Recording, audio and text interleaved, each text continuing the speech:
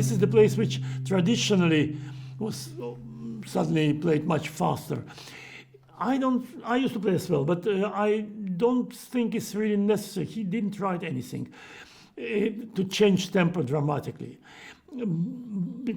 But it's of course this element of like cadenza-like moment, which asks for different movements, so to say.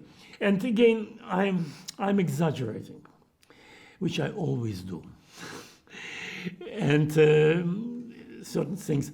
But again, I do it on purpose, even in concerts. Now I try even more to make clear what I'm trying to say. But as well in concerts, I believe that, because I never play any music for people who know it, for so-called connoisseurs, because real connoisseurs, they don't need us interpreters. They can just look in the score and read the music and imagine everything. My attitude is I'm playing for people who hear this music for the first time in their life, for people who never heard it before. And in order to take them to this journey, to this beautiful landscape, and for them to notice, if you do it 120%, then maybe they will get 75, 80%. But if you do it 80%, they won't get even half. So you have to grab them and show them. And so I believe it's better to exaggerate, again, within certain limits.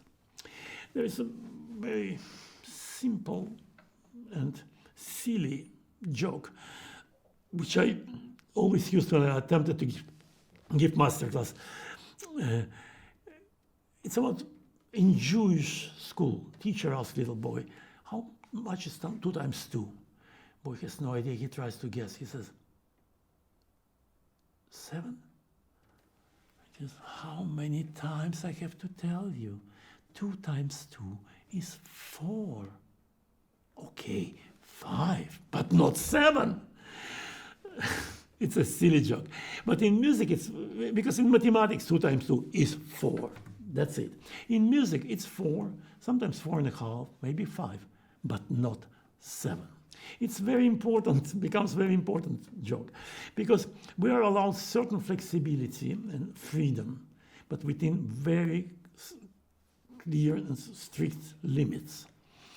And if one does too much, then it's wrong, because it becomes 7 instead of 4.5, 5. So this flexibility of tempo or rubato, it's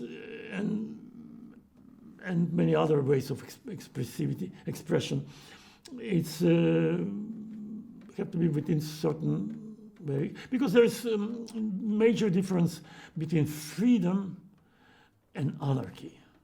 Freedom still has very strict rules and structure and laws and so on.